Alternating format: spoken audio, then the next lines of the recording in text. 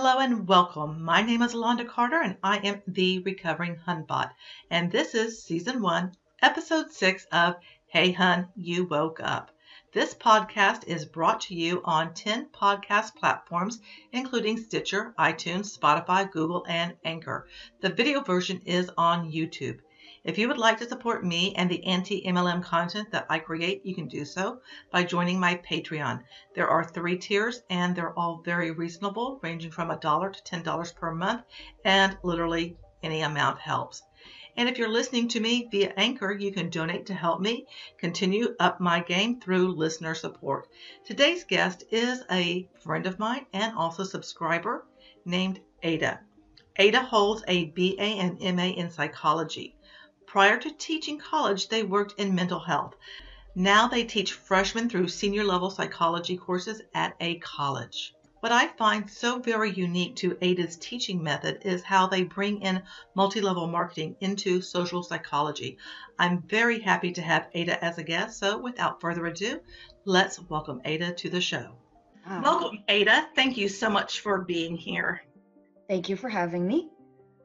You are most welcome. Now, I know you teach psychology, and I am absolutely thrilled to talk to you because there are so many elements related to MLM that obviously intersect with psychology that I really don't think a lot of people are talking about. And I think that you can really bring some of those things out and highlight them. So would you mind telling my audience about the course you're teaching, or I think you said it's like 16 weeks. I can't remember. You told me, and what can I say? You know, I blinked and I forgot. Tell us a little bit about the course you're teaching and why you chose MLM kind of as the backdrop. Absolutely. So at the college where I have the privilege of teaching, students don't just choose 3 credits here and 5 credits there. They actually get a program that can offer anywhere from 8 to 16 credits in their chosen topic. Often it's a topic that's interdisciplinary as well. Right now I'm teaching a 16 credit abnormal psychology program, but what's relevant to this is that next quarter I'm going to be teaching a social psychology program. And I want to have a running theme. I want to have an example of a phenomenon, a social phenomenon that that hits these different psychological theories and principles in a way that's current and relevant. And MLM, unlike an example like Jonestown, something which I used to use as an example, but that tragedy is over now. But MLM is relevant, and if you don't know what's happening, it's non-threatening. It looks innocent, but with MLM, I'm looking at my course syllabus here. The different topics, so how attitudes are formed towards groups of people, towards ideas and values, persuasion tactics, let's see, person perception, right? So how do you see yourself in relation to other people? Do you perceive them as trustworthy? How does your perception toward, your upline, your downline, your relatives, your friends, how might that change over time as you're in an MLM?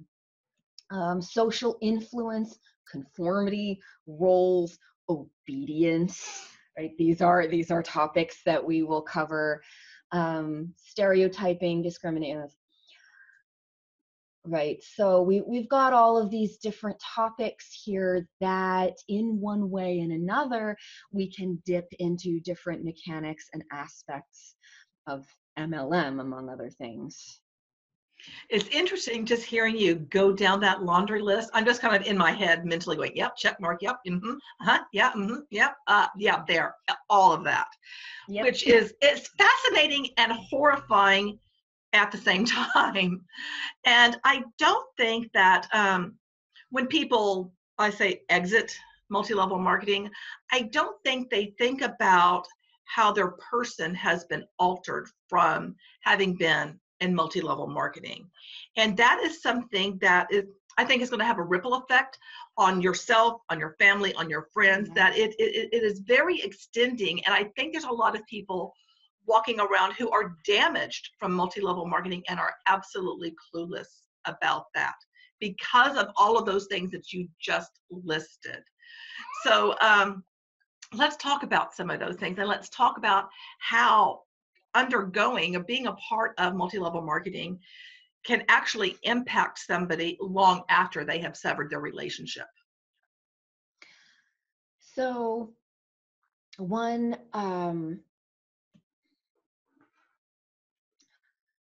let's see, I'm assuming that you mean severed their relationship with the MLM, not severed their relationship with people who aren't in one, because Yes. that's something that we know happens, right? The isolation tactics, the in-group, Yes. um, which after the fact can be very damaging, right? Because people who've been in this have had it told to them over and over again.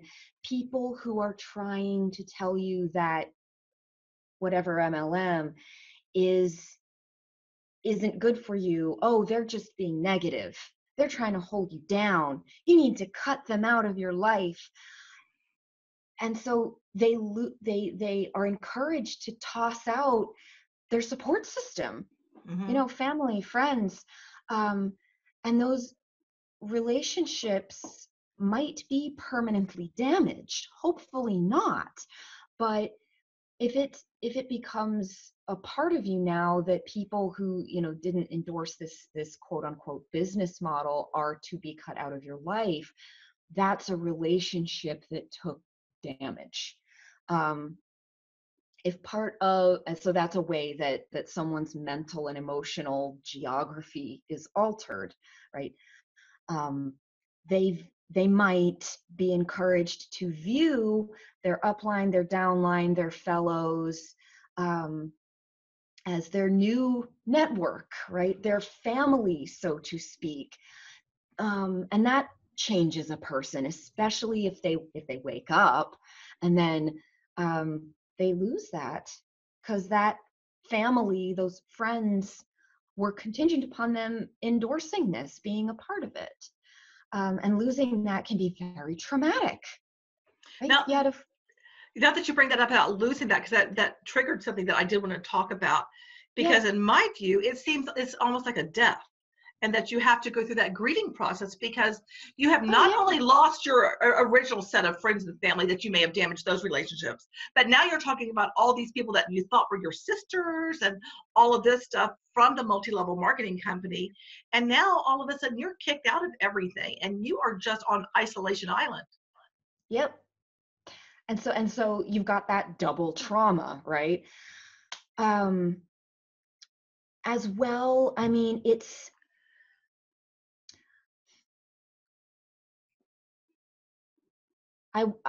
there's a quote from someone who left Scientology, but it applies here too. Part of the difficult thing about leaving a very esoteric, tight-knit organization is that you kind of step out of this bubble reality that has been created for you, and there's a language to it, there are ideals and values to it, there are certain phrases that you just say, and now not only have you lost these people, but you've also lost this part of your identity, sure, and you're out in a very different world, right? Where your values are no longer um, they're no longer present in the people around you, and indeed you might even be subject to ridicule because you once held them, and that can be traumatic as well. It can feel much safer to just stay there, because at least that's where you have community, at least that's where other people speak the language, at least that's where people have these values that maybe in your head you don't as much believe them anymore, but if you step out of it, if you wake up and walk away, it's like it's like leaving an old life behind. It's leaving a language and an identity and a value system behind. And people in the outer world, they don't understand what an emerald crown is. They don't understand what all of these terms mean, and they don't have that value system, and it can be very isolating and traumatic in itself. It almost sounds like it's a what just came to mind is culture shock, but it's almost like some kind of Yeah. reverse culture shock because you're going back into an old culture, but you had your identity pre-MLM. It's reformed in MLM, and now you have the aftermath that you're dealing with of the altered person that you are, and you're trying to strip away all of those values and everything placed upon you within the MLM. So it seems like it would be, culture shock is just what comes to my mind. Yeah, yeah. I think that's a really good shorthand. And as we were talking about before, part of the difficult thing with, having these conversations about phenomenon that isn't mm, it's not present in mainstream awareness, I guess you could call it, is that there's only kind of a quasi language to speak about the traumas that people have. Um, and so I think culture shock is as good a term as any to describe it.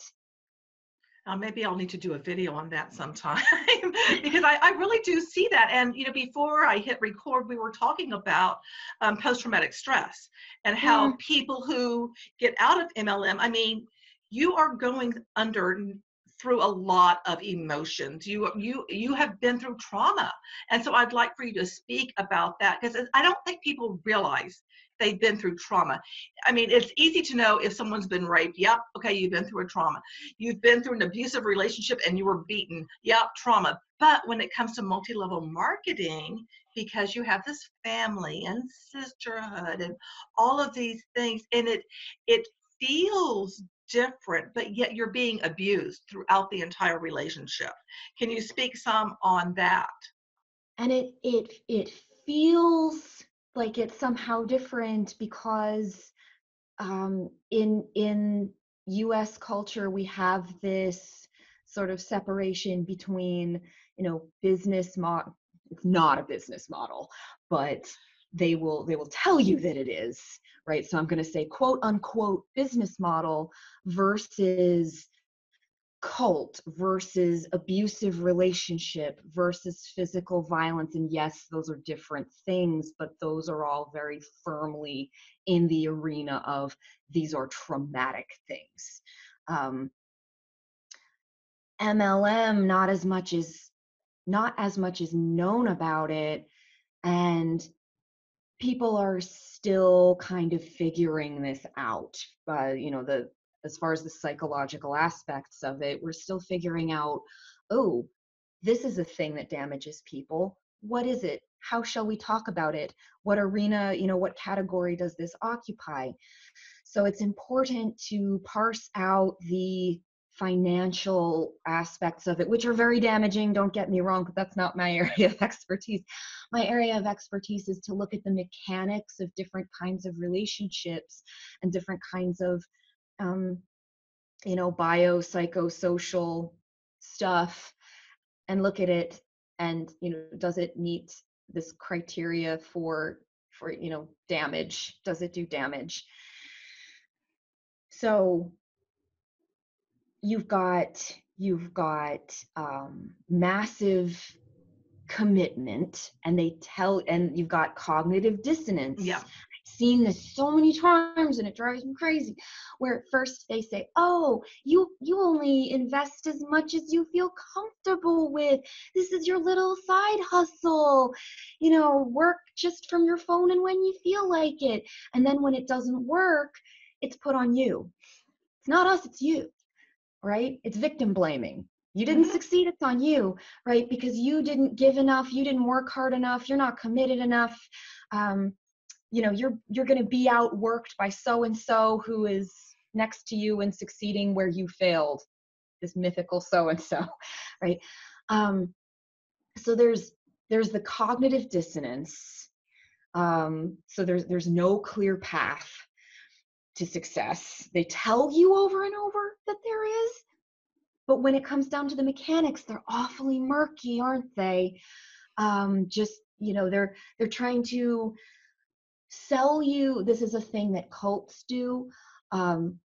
They're selling you salvation. Mm-hmm. And salvation is a religious word, but they're selling you salvation from debt, salvation from unemployment, salvation from working a 9 to 5, which for some reason they have to create this horror of working a traditional job. Like, there are people who like their jobs, believe it or not, hun. There really Mm-hmm. are. But they create this horror of all of these things and then try to sell you salvation from them. And if it doesn't work, it's because you messed it up or weren't working hard enough. So there's that guilt and that fear. Okay. There's the new language you learn. There's the new family, that friends, circle of sisters that you have. And there's the isolation tactics of cutting ties with your support network. Even just that, even isolation, right? That is very damaging for humans. Whatever arena you want to talk about, isolation, whether it's moving to an entirely new place. I mean, that's relatively low on the scale, but even that, all the way up to, the solitary confinement, which is psychological torture. There's a reason why it's used as the worst of the worst punishment, right? And that's, I'm using those two things as two extremes, right? Not having a support network is not good psychologically for humans. And so an organization, whether it's a cult or whether it's an MLM or whether it's an abusive relationship, that encourages a person to isolate from the people who support them, that should be a big red flag right there. And they'll always use a different name for it, and they'll always justify it with different reasons, and it always sounds really good at the time. But if they're encouraging you to do that, that should be a red flag. If there's a cycle of commit, how shall I put this? It's the short version is sunken cost fallacy, right? But it's this vicious cycle of sink more money into this, and then to feel like you're justified in sinking more money into it, you need to up your commitment, right? So, oh man, I spent all this money on leggings or makeup or whatever. I need to justify that, or else it will just have been money lost. So I'm going to work harder at this. I'm going to push more of this on to other people. I'm going to make more contacts, etc.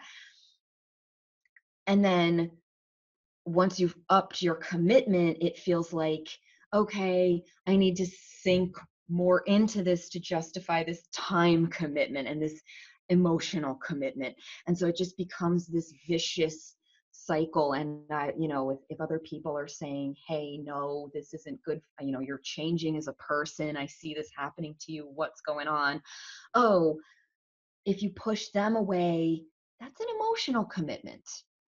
People, that there's this blind spot for emotional commitments somehow that we have, and damaging relationships, cutting off ties with people, getting rid of gym membership and maybe your friends at this old place you used to go to, that's an emotional commitment. That's not just time, that's a part of you. And I say you, universal you. I got the I get universal very you. intense. You're fine. Okay. But that's a part of the person that they're giving up. And that's And they don't realize it. You don't know that yeah. you are. You And don't think about it. that's yeah, and that's the sneaky, sneaky, insidious aspect of this, right? Um, and they're praised for doing these things, Mhm. right? Um, but it's a resource that you're giving up. And so to justify that, you do more, and it's this downward spiral. Now I did, because everything that you're saying, it falls right in line when I did a video on reciprocity, the function of reciprocity and multi-level Mm-hmm. marketing. Did you see Yes, that one? Yeah. I Because did. because I really do see everything that you're talking about. It's extended reciprocity. It's keeping you within that. You're feeling like you've been given more than what you've been given. You really haven't. You keep putting in more, and then keep believing that you're getting more out of it, but you're not. But it all goes back into, it's all that cycle, keeping people within that cycle so they don't break away from it, so that they stay within it and continue to invest their time, their money, their energy, their person, Mm-hmm. everything to keep it going, which is really demented when you start breaking it apart. And that's why looking at the psychological mechanics of it can be so educational and revealing, um, because whatever arena you want to look at, there the window dressing is different, but the underlying mechanics are startlingly similar. Yeah. um, Yeah, because you mentioned like Scientology, and like I told you, I've watched a lot of videos about Scientology, which has helped be in my healing, or on my journey of healing, because I'm far from healed of having gone down this rabbit hole of multi-level marketing. I've just started. But one of the things that, and I will be so bold as, and I've said this in other videos, just refer to it. It is a cult. It has all the markings of it. It's like, when you really look at it. And I know Douglas Brooks wrote a paper, Coercive Business Opportunity Cult, something like that. So I've often referred to it as a business opportunity cult, because they are putting that, here's the thing, you got this opportunity, but all the dynamics, all the tactics, everything, it's the same as if you're in a cult. It's the same stuff. oh yeah. Oh, the this is another really sneaky thing, and it's I think this might be fairly unique to MLM, but there so have you heard of scheduled reinforcement? It sounds familiar, but I don't know what it is off the top of my head. So tell us about it. Absolutely. So, okay, you know how one of the big selling points of MLM is, you get paid just as soon as you make a sale, right? Or you get paid every week or every hour, however many, right? Um, this sounds really good, but it can also be very insidious and almost addictive, because you're always in search of that next sale. In the next hour, I could make that, $200 sale that will make up for an entire day's worth of fruitless selling. Okay. All right. So the mechanism in your brain, how this works, right? People do stuff that they get rewarded for, and so do other primates, and so do rats, and so do pigeons, and every other animal that you could name, right? And basically, there are two different schedules of reinforcement. There is, every single time you do this thing, you get rewarded. So you go to work every day, and then every 2 weeks or every month, you get a paycheck. right? That's continuous reinforcement. And you might not enjoy your job that much, but you enjoy the money you get from it. Okay, great. But then there is like random reinforcement. So, a rat or a pigeon who pushes a lever Yes. and randomly they get a food pellet. Those rats, those pigeons, those humans at slot machines are going to keep pushing that lever almost indefinitely, because the next one could be when I get a food pellet, and the next one could be when I get a food pellet, and the next one, it wasn't this time, it wasn't the past hour, but maybe that next time I'll get a food pellet. And so that is so much more addictive. Oh my God. Okay. That just goes into all that janky cold messaging, because maybe the next person is going to say yes. Maybe they'll say yes. Just keep following up, because, oh, I hate this saying so much now. Oh, I hate saying it. The fortune is in the follow-up. It's not. There's not a fortune there. But again, there could be a fortune in that slot machine. There could be the next one that you ask could be your ticket into the network of very rich people who also really want a bunch of makeup. I don't know. But it's all about that next one. Yes, And yes. if you get a couple of even very small yeses, right? It's Enough to like a keep you couple of going. quarters coming down that slot machine, or a little food pellet coming down for the pigeon, right? Oh, surely the big one is right around the corner. Now, I do want to talk to you, because we were talking about this before I hit record again, because we do that. We do the pre-show thing. Because I'm fascinated by this, and I know this is not a popular topic with people in the anti-ML community, or at least some of them, but it needs to be, so I'm bringing it up. And that is the, quote, higher tiered Huns, the ones that have made it, that are the double diamond backflip Pikachu, whatever. Those people who have, and the way I've described it before, it's like they've built their Jenga tower, but their Jenga tower has to stay up there, because there's pieces that are leaving, so they've got to find a piece and shove it back in. Mm-hmm. And that's got to take a lot of energy. And I think about those Huns, and I see their pictures on Instagram, and it's like, and they're all smiling, but there's some sadness in their eyes.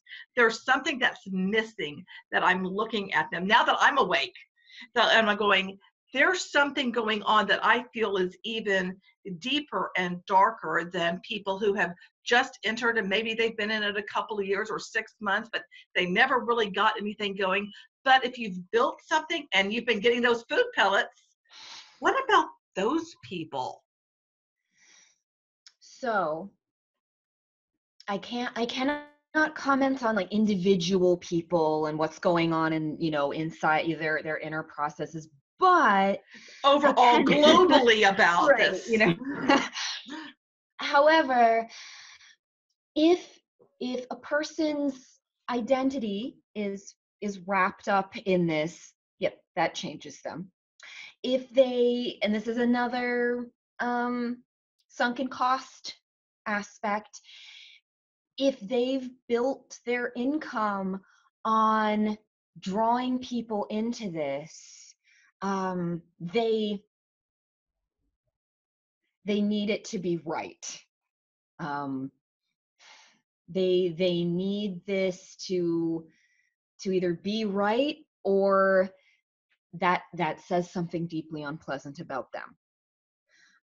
They can also, there's a process that goes on when someone stops focusing on the person in front of them and starts viewing that person as a means to an end. Right? So, you and I are talking now, and we're two people, and we're relating to one another around this topic. Awesome, great. But if I know that beyond you, you are a pathway to income. So, yeah, I'm interacting with you, but what I really see is that income. So it changes people from people to a means to an end, right? And this can happen to people with many different processes. Like there's some research now that shows that even something as benign seeming as praising somebody for creativity shifts the process from being creative to that praise over there.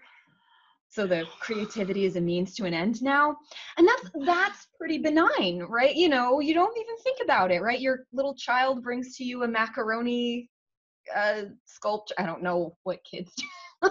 Little macaroni drawing, and you're like, oh, that's so cool. You use the macaroni and the glitter. And now there's an element of in the back of the child's brain, oh, you know, mom or dad praised me for this, and now maybe I'm going to do this for praise instead of the joy of it.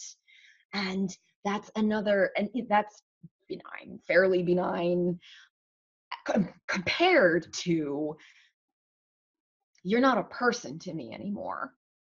You are a means to an end. You And are. if I can get you to sell, that's going to impact me and keep my little Jenga tower where Yeah. I want it to be. Yeah. And so it changes the way that somebody relates to the other people around them.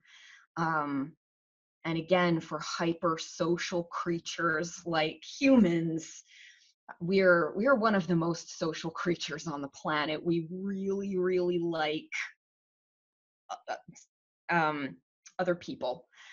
That sounds strange to say because, you know, many of us are introverted, many of us have groups of people we don't like, but the fact is that people, humans, need human contact like a vitamin, and we don't do well without it, right?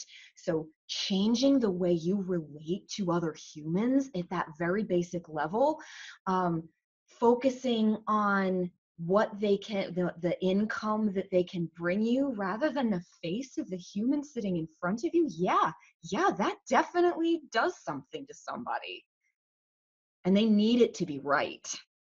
Because if they do wake up and see what they're doing to others, they will have to have a crisis. I would, yeah, no, I would think they would go through like, a huge psychological crisis to realize what they have been doing. And I think to admit that that's what they've been doing and to be able to, break away from it would be extraordinarily difficult because again, it goes back to now they're going to have to alter themselves again. Yeah. And have to deal with that trauma afterwards. And that's not pleasant to do. And so I'll keep going and I also think it brings in a bit which you may or may not be familiar with. Oh crap, what is it called? Oh, something shoot, what is it called?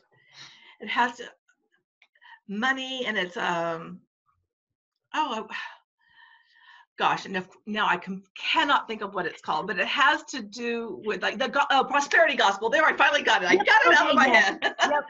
It has to do with that too, because there are those people who like, well, I'm doing something right, and they're justifying it.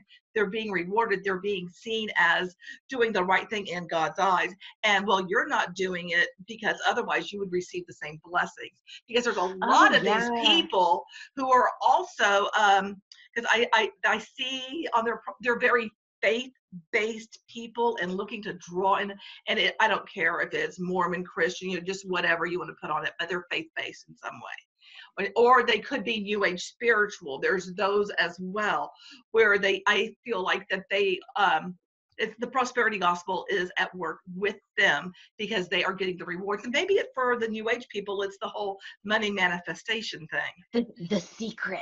Yes, the law of attraction. Oh, I went down that rabbit hole. Oh, yes, did I ever? All because of MLM. Thanks, MLM. Hashtag because of MLM.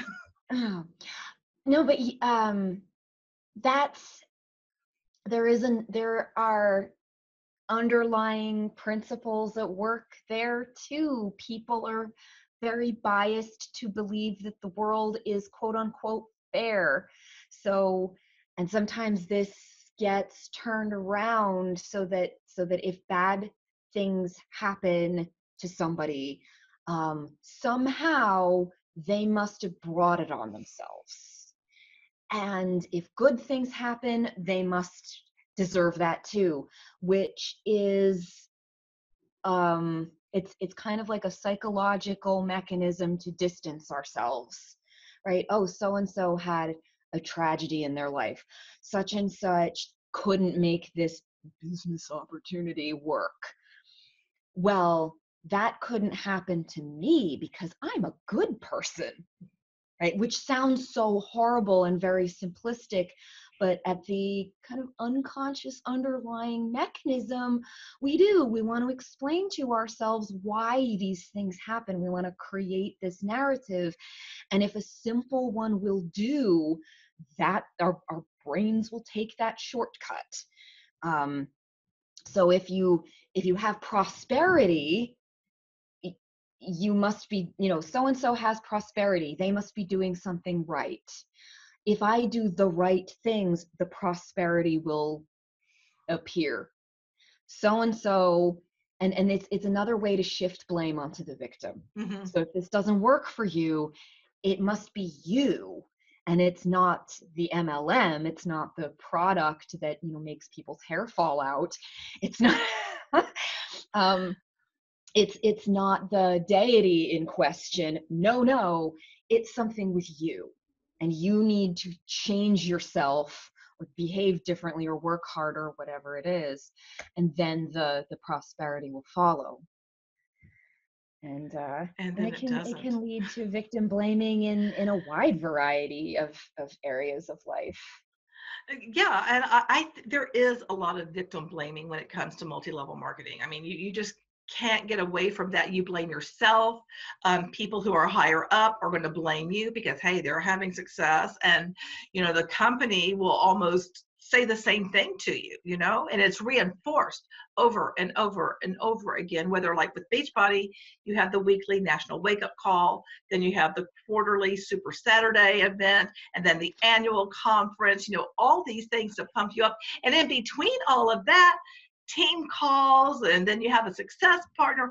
All of these mechanisms are at work on you. And when you're in it, again, you don't recognize all of these they're control variables that are placed upon you to keep you all locked in within that realm. And I don't think there's a simple answer of how can we end this? Let's just, snap our fingers and abolish it. It's been around for a very long time. And there's all kinds of other scams going on that are associated with MLMs or not even associated with MLMs, but they all use these things. And I would want you to talk a little bit about persuasion and how persuasion is used, because that fascinates me. So, persuasion.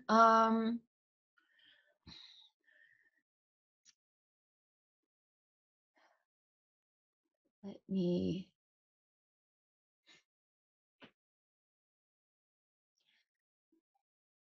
So some of this may be more or less familiar to you and your viewers than others, but um, there's the time-honored tactic of um, making it seem very urgent, because many people mix up urgent with important. This is, oh, uh, it used to be $400 to join, and now it's only 40, but only for this limited time. So it's very important or urgent that you join now, right? This business opportunity, get in on the ground floor, right? Um,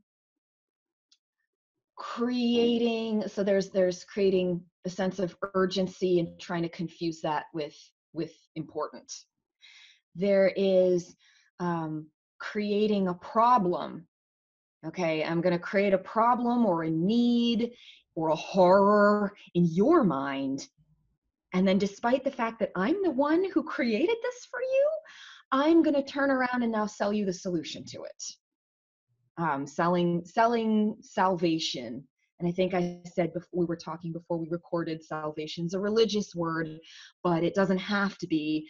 It could be salvation from debt, salvation from a 9-to-5 job, which for some reason so many MLM sellers try to create this horror of a traditional job. So there's that, creating a problem, and now I'm going to sell you the solution to it. There's what else?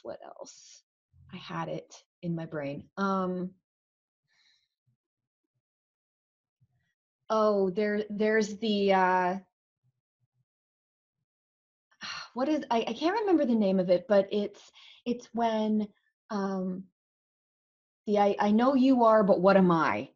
So they'll try to make the whatever other option there is available sound just as bad as they are. So these are the people who will say, oh, there's a CEO at the top who gets paid the most, and then you're working for that person, and all of your labor goes to fuel that person. Oops, sounds like a pyramid to me. Okay, so they're making your job sound like a pyramid scheme.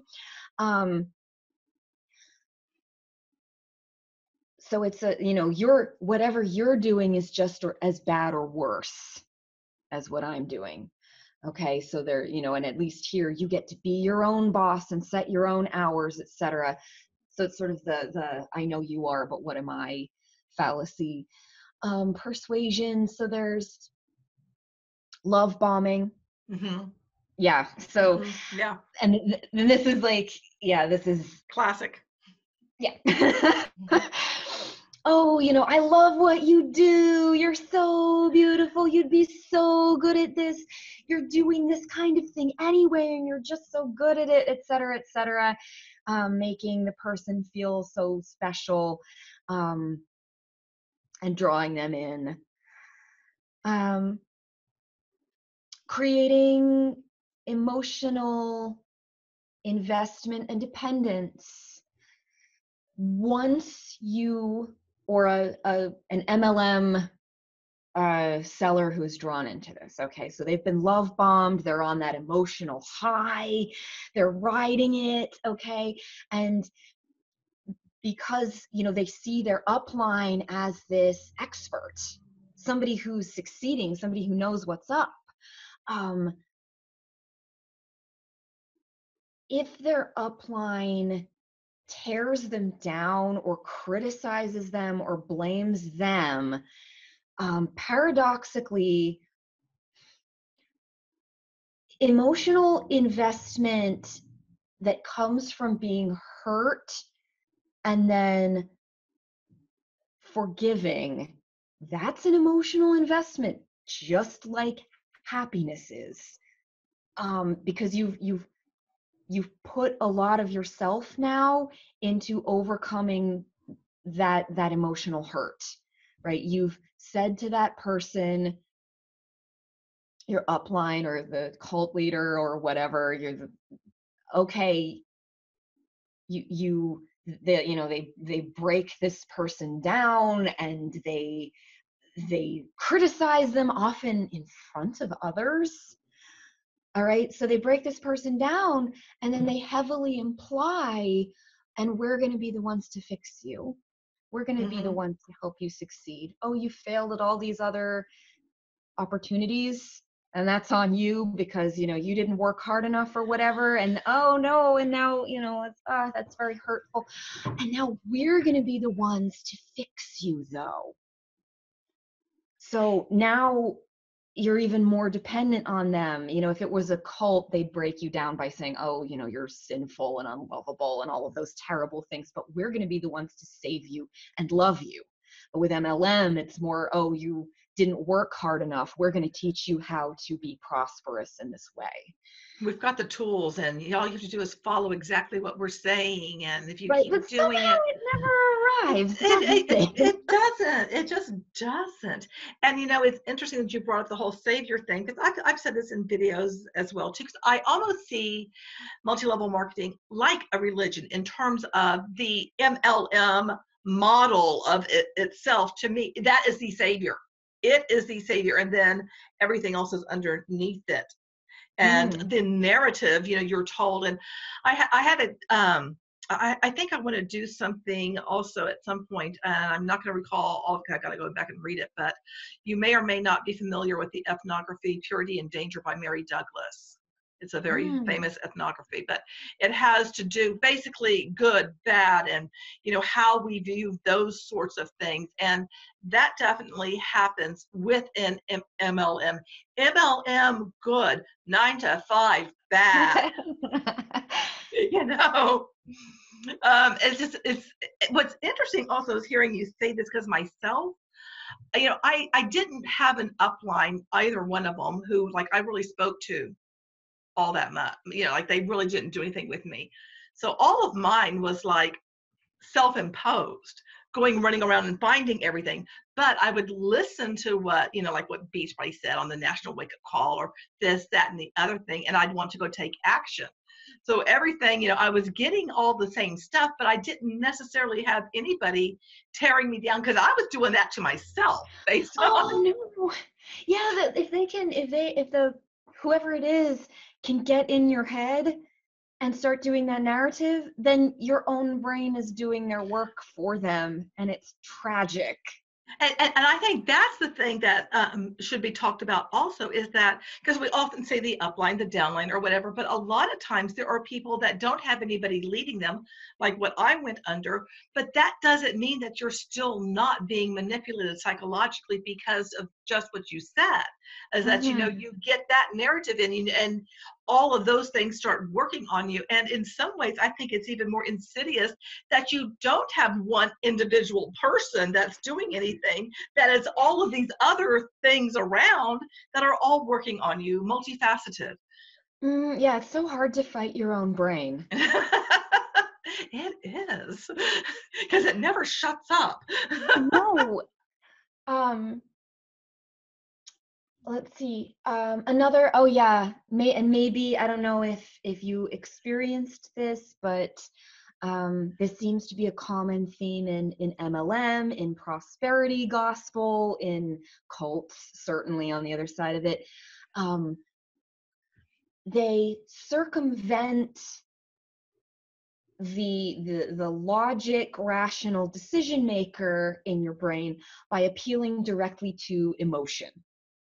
um, and they can do this by um, so there you've talked before about big conferences that people go to, and they pay shocking amounts of money to go to these things, and they're told that yeah, you need to go to conferences because you're going to get the secrets to make your business work. But what it tends to be is a lot of emotional affirmation, Mhm. a lot of kind of sayings, like truisms that are just repeated in a certain very earnest tone of voice. um Repetition, like good old fashioned Oh, repetition. yes. That's another persuasion tactic. but but short circuiting the logic and reason and going to the emotional high, that's another sneaky and pervasive persuasion tactic, right? We're all going to say our goals out loud 10 times, and we're all gonna, we're gonna listen to this speaker who's gonna be so powerful and so emotional that we're gonna break down and cheer and have these very intense experiences together with, which, you're bonding with your sisters and you're investing a lot emotionally and you're feeling like you can do it. But wherever is that piece where they actually sit down with you and say, okay, so and so, um, here is the plan to do this. Here's the empirical evidence that this works for 85% of the people who do it. You don't get that. No, nothing at all like that. Nothing anywhere. Yeah. And the most bizarre thing now on the other side is like nobody ever asks for that either. Really? No, they don't. There's like, nobody is like, where's the evidence? Because if you were to start asking about that, like in a Facebook group or something, you'd be shut down. And the closest example I have to that, and it's with a paid affiliate marketing thing that I was doing, which I've done a video on, and it's like, oh yes, got sucked into that too. Another cultish type thing, a whole different topic. But something happened where this person literally like took money and you didn't hear from them, and it's like 30 days into it. I Oh started my goodness. questioning it, saying, what's going on? I mean, I'm talking about I was jumped on. Like, how dare I question this person? So if you Whoa. question anything, then somebody is going to shut you down because you have to just hold the belief. Wow. Yeah. So that is what they call false sense of unanimity.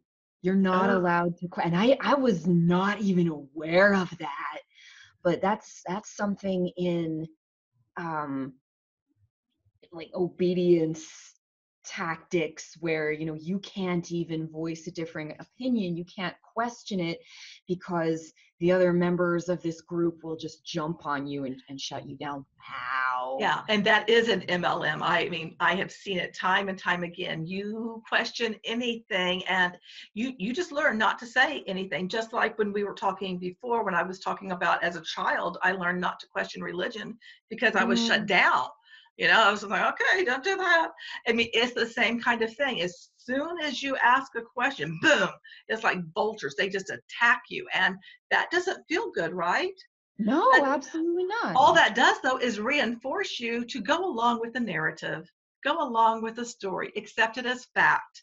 And Get it there, in your brain and don't even question it in your brain. nope, nope, don't do that. Don't go looking for anything. Oh, definitely don't go looking on the internet. And if you see anything that's critical, know that they're wrong. We're giving you the right information. All of that should be ignored. Controlling Why? access to Yep. information, that's another red flag Yes, it for is. a cult or such info. Don't question, in the group, but also restricting access to information just on your own. Yep. Yeah. Yep. I mean, Wow. if you just bring out the bite model and go check, check, check, check, check, I mean, it's just Mhm. check, which is quite frightening. Now, I want to ask, well, if I can talk, ask you one thing because we've been on here for a while, and I know you have a life and everything, and I don't want to keep you forever. And I definitely want to have you come back and talk some more on this stuff because Yay. I find it so fascinating, and I'm sure that my audience will too. But I am just so interested in because we bonded before about us both being like knowledge junkies, and like, oh well, my MLM experience, I don't really have anything because I just go down these rabbit holes. But I think it's so interesting that there was something in you that found multi-level marketing, and you made that connection of like, holy crap, I can use this as basically a teachable moment, so to speak, and I can Mhm. leverage this and overlay it into my course, well, what you're teaching, because I wouldn't say course, but it's program, so I Yeah. pardon my language. Colleges are so high and mighty about the language that they use. But so I mean, I want to know, it's like, how did you stumble across it, and what made you go, you know what, I really should use multi-level marketing within this context, because I don't think you should be the only person doing this. I think other people teaching psychology should be doing this too, but they need to understand what multi-level marketing is before they would do it, because and it takes a while to even kind of get comfortable and wrap your head around. There's no good multi-level marketing. There's not like, oh, this one's good, these bad, but this one, that just doesn't exist. So can you give us a Yeah. little insight on like what led you to like, you know what, I can use this to teach people, because thank you so much for doing that. Oh, of course. So, I think as most people do, I had a relative who sold Avon, and my mom would buy a bottle of their product every once in a great while. Um, but to my knowledge, she didn't get sucked into it. She would use said product once in a great while, but that's about it as far as my personal experience goes. I was never in an MLM. I've never sold for them. I've had people sort of message me, oh, hey, would you like to do this? And I just leave them on red because I don't, I neither want nor need it in my life.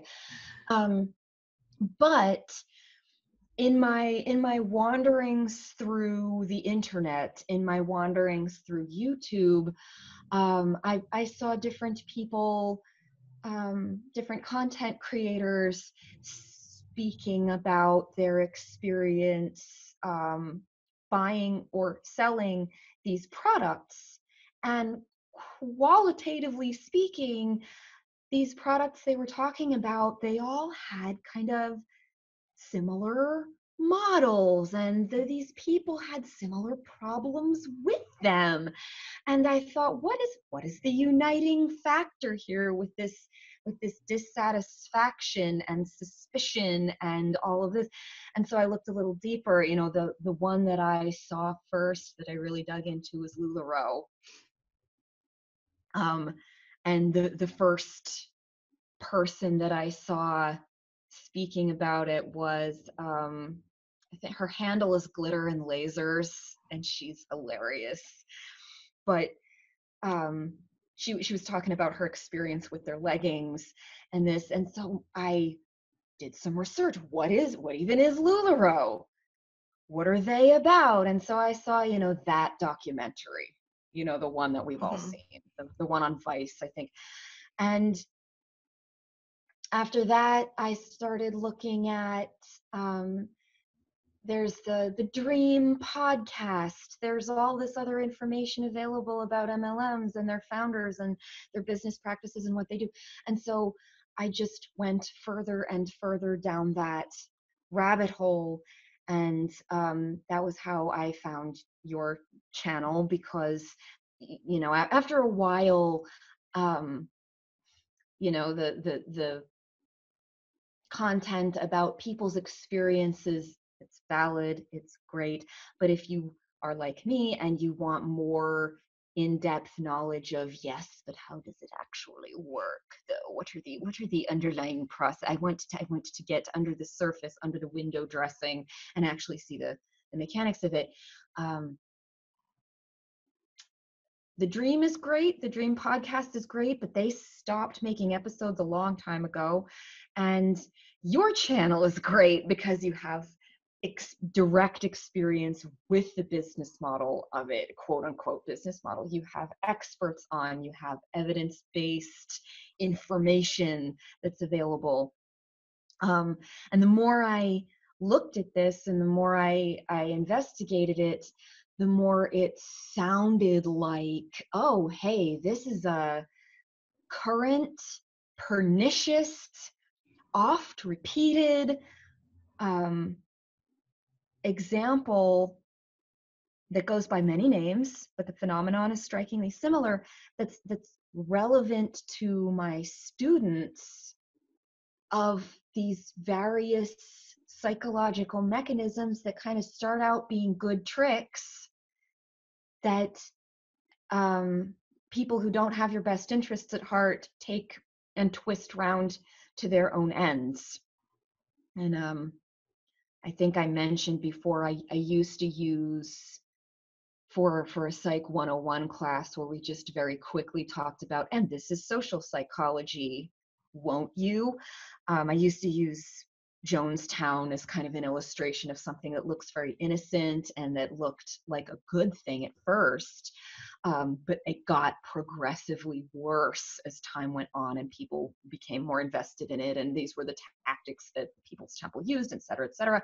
And as we know, they met a tragic end, which, if you want to sum everything up very quickly and with a very impactful example, it's pretty good as examples go.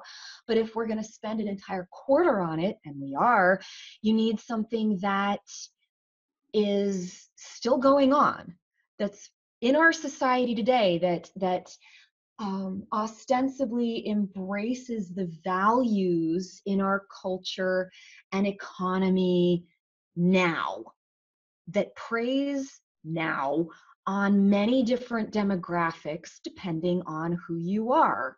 right? And maybe you're not into makeup, but you are into this other thing that this other MLM sells, right? So they, whatever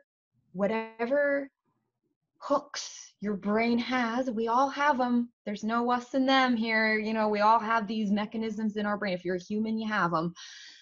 There's an MLM out there that can get its hooks into you, especially if you're not aware of what's happening. So that's how I came to decide that, oh, hey, if we're going to go down the garden path here, something that looks innocent but uses these various tactics to deeply change a person in various harmful ways, MLM is as spicy as it gets, just about.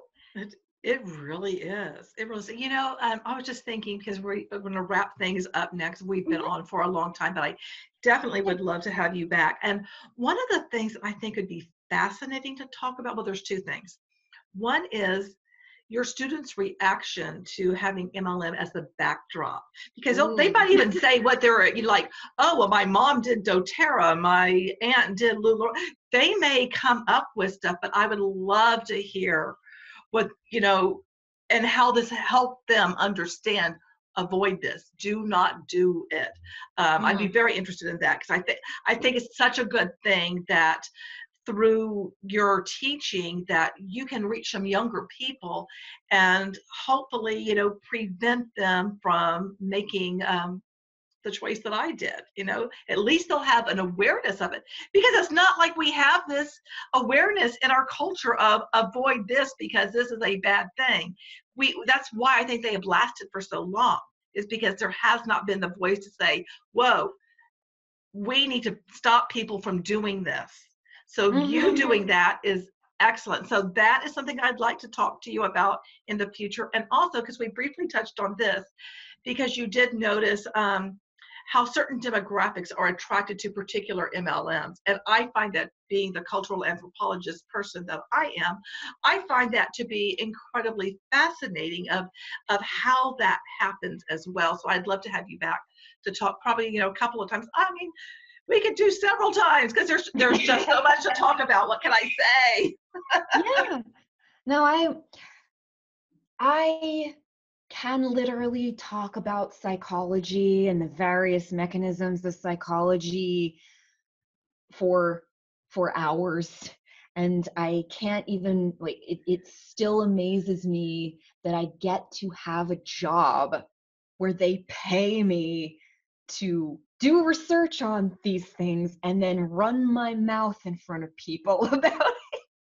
So yeah, if you want to have me on to talk about this, I love doing that. Oh yeah, I absolutely do.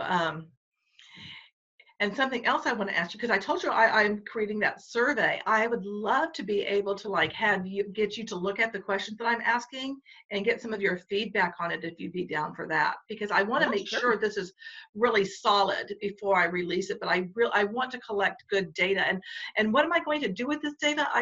I'm not really sure, other than for one, myself, and for my viewers, listeners, whatever, subscribers, or people that stumble across me, be able to share parts of it, maybe be able to write a paper on it, maybe be able to present it at a conference sometime, or I don't know. But I do think getting the data and then being able to talk about it would be very valuable. And so I'd love to get your input on my survey, if you'd be down with that.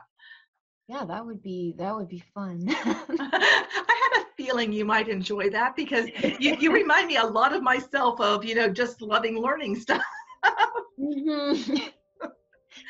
Oh, I just want to say thank you so very much. I'm going to stop recording this, and then we'll say our own little final farewells. Okay, all right. Thank you so much. And thank you. I'm stopping now. I hope you found my conversation with Ada as enlightening as I did. The various mechanisms used on you once you join any multi-level marketing opportunity, company, whatever, I find utterly fascinating. I believe seeking to deconstruct what happens to you mentally, socially, emotionally, and culturally is very important. Until we start to take apart the various pieces and parts of this phenomenon, known as multi-level marketing, network marketing, social marketing, pyramid marketing, whatever. I mean, it comes with many different names, but it all boils down to the same overall structure. But until we do that, I don't think anyone can fully grasp the gravity that MLM presents to our society and the world at large. I think because the issue is so pervasive and destructive, that is why I'm doing what I can to shine a light on it and have guests such as Ada on my show. I am so very honored that Ada and others in my community are willing to share their expertise and stories, because I really think it's going to take a lot of different viewpoints, to look at MLM from multiple angles, because it is just, such a beast. It's just this big ball of yarn of like multicolors, and you trying to untangle, each strand is, very, very overwhelming and difficult because it's just such a mess. And unlike traditional destructive religious cults, MLM is different because it may seem like there is nothing harmful about, say buying some lipstick from your aunt, It seems like, oh, well, I'm just helping my aunt. Oh, I just like this lipstick. It just seems so much more innocent. However, when you start to lift the hood and take apart that engine, I think that's when the light bulb comes on, and you can start to see how massively destructive this phenomenon actually is. Let me know if that makes sense to you. Share with me if, I'd really like to know this. Share with me what you would like Ada to discuss when they come back on the show. If you have an area of expertise and you'd like to shine light on issues, surrounding MLM, let me know. Reach out to me on Twitter or Instagram and DM me, and we can talk about, having you on, that sort of thing.